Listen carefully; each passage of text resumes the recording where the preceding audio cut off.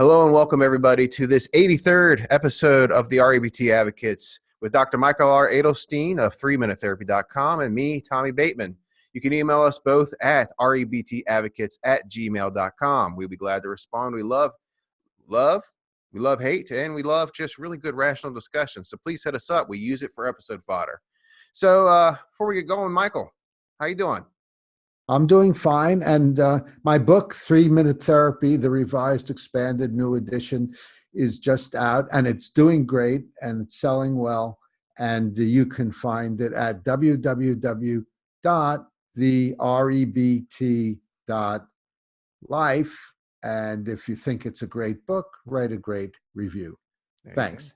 Fantastic. So, as I said earlier, that sometimes we get some really great listener viewer comments, and we use that. We want to respond to it here, and we're going to do it again. So, on episode 81, Achieving Goals Through REBT, Robert Koch commented a two-part thing that we're going to respond to here today. Hopefully, we can get to all of it here in this one episode. So, here we go.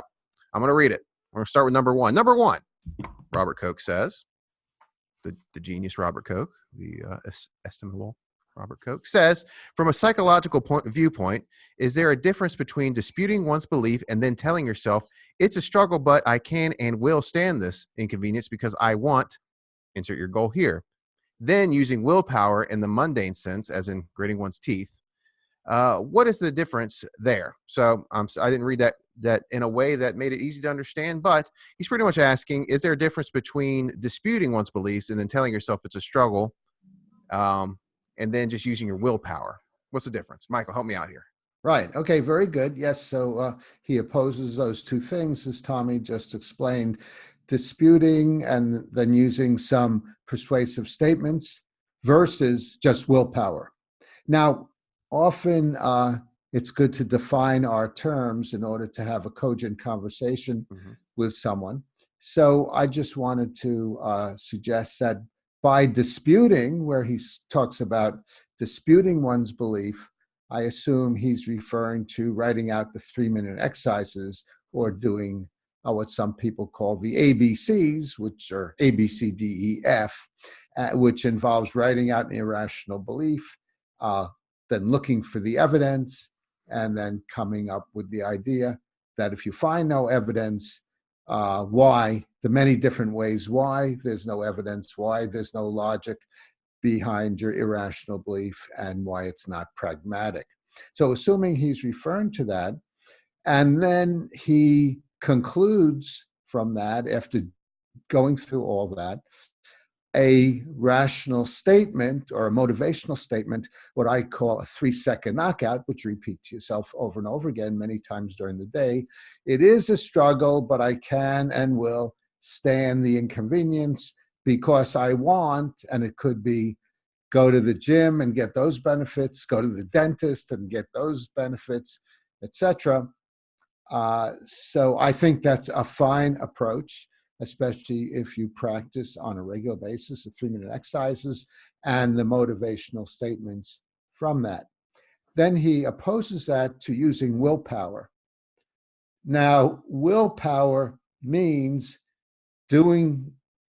facing the fire and doing what you don't really want to do.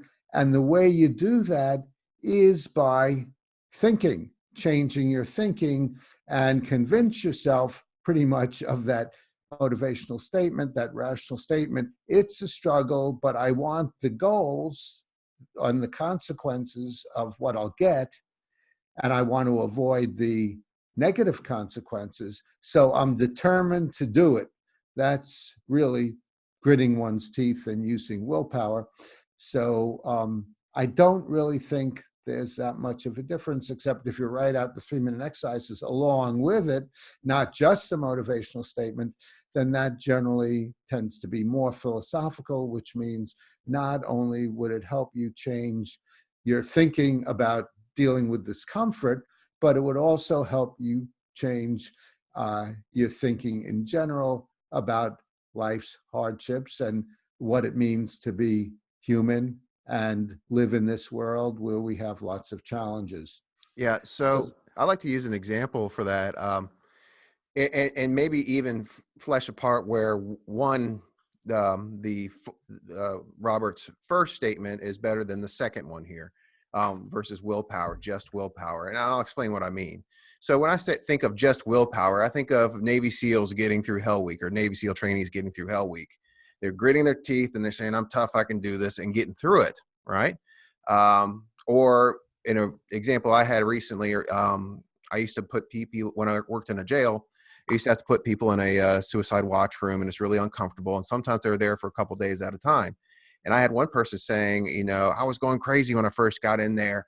And, but in the end, I just had to sit there and I started calming down and I got through it and I learned a lot about myself. And they just kind of willpowered their way through it.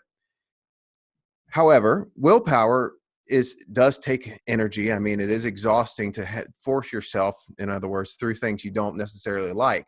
However, if you do the 3-minute exercise and you do the disputing and then go through the action, you're going to learn that you're using a lot less energy going, okay, really, is this thing so awful? I don't like it, really. I don't like it, but I can stand it. And then you go through it. That's better than going, I really hate this. This is awful, but I'm going to do it. Here I go. You hear the difference in thinking there. One's a little bit more exhausting than the other. So, Michael, does that make sense to you? It makes a lot of sense. Thank you for that elaboration, Tommy. And which reminds me, just to elaborate on what I think you're saying, if you do the 3-minute exercises on a regular basis, you come up with a new philosophy, which is, you're saying, takes less energy. If it's second nature, a new way of looking at discomfort.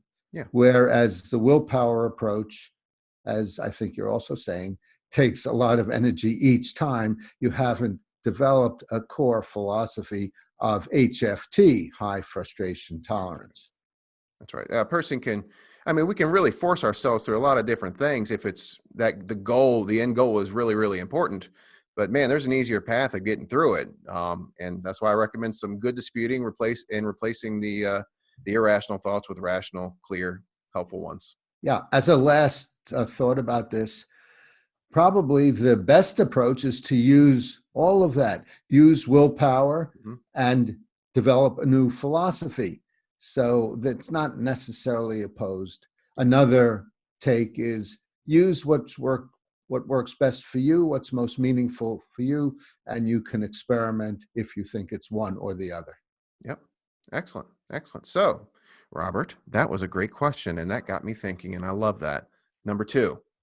This is your second question here. Ellis, in some of his books, mentioned referenting, /CBA for changing one's focus, but he often only suggested to review the benefits of the goal and the disadvantage of staying as one ist.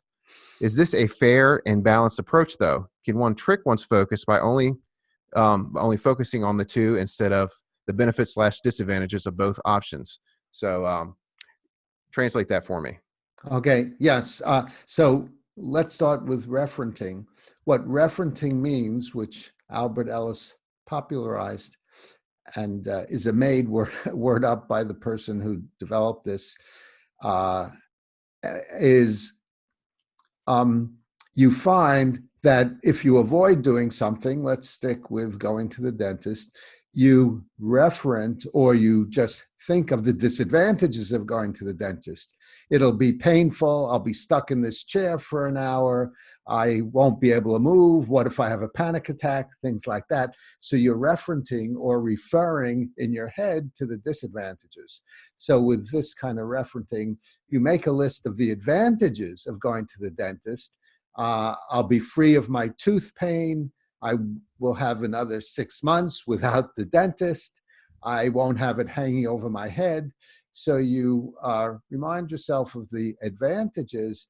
And then whenever you start to think of the disadvantages, the pain, you immediately switch in your head to thinking of the advantages.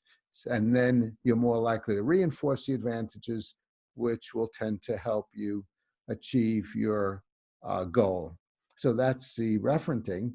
Any questions about the referencing, Tommy? Oh, no. In fact, it sounds just like what a lot of positive psychologists would say, and creating a habit of thinking of the advantages and starting looking at looking at the good things that are around you, the things you like, and the benefits and the blessings that you have, rather than the negative things, because that becomes habitual, is looking at the positive things, whereas that looking at the negative things is almost instinctual and is habitual for us as well. So yeah, no, that makes complete Yeah. sense. Yeah, and that's exactly right. It definitely fits right in with positive psychology. Yeah. And then the next term he used was CBA. CBA stands for cost benefit analysis. And the way that works is very similar in some ways. You would write the costs or the disadvantages or the discomforts of going to the dentist.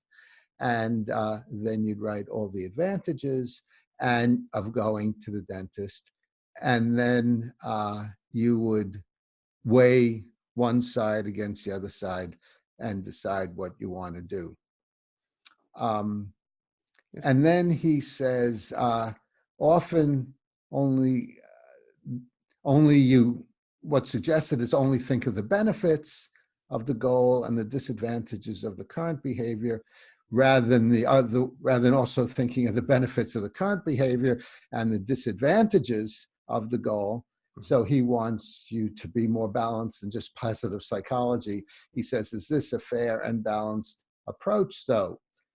And my response to that is, usually, as we illustrated with the first question, people never use a fair and balanced approach. When they're avoiding something, they're focusing on the disadvantages of doing it and the advantages of not doing it. So we try to put some balance in there by getting them to do the opposite, to reinforce, as in positive psychology, the benefits of doing it and the disadvantages of not doing it. So, Tommy, did you want to comment Yeah. on that I mean, really, the before we fair go and on to the balanced next part. point? The only thing, I mean, first off, define fair. Our goal here is to get to our goals, right? Our goal here is to be happier, or have cleaner teeth in this case, right?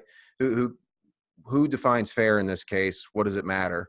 And when it comes to balance, again, define balance. Define, is balance having equal measure of good and bad? Is that good? How do you weigh the good? How do you weigh the bad? Uh, I don't know how to do that. So I don't like those categories in this case. Yeah, and another category Robert brings up is tricking one's focus. And Tricky. I'm with you. I don't like that either. Yeah. You're not so much tricking. If you are tricking, then you're always tricking your focus, Yeah. because because you're always focusing more on one than the other, more on the advantages and the disadvantages. So I think that's a non-issue. Again, the bottom line is what works for you. Yeah. And And it's then not he has, tricking to focus on certain things. I didn't trick myself to get on this video, or trick myself to do my job today at work. It's just thinking. So it's not tricking. It's not tricking at all. It's not a nefarious thing, or we're trying to just simply pie in the sky, ignore the disadvantages of things. That's not the case at all.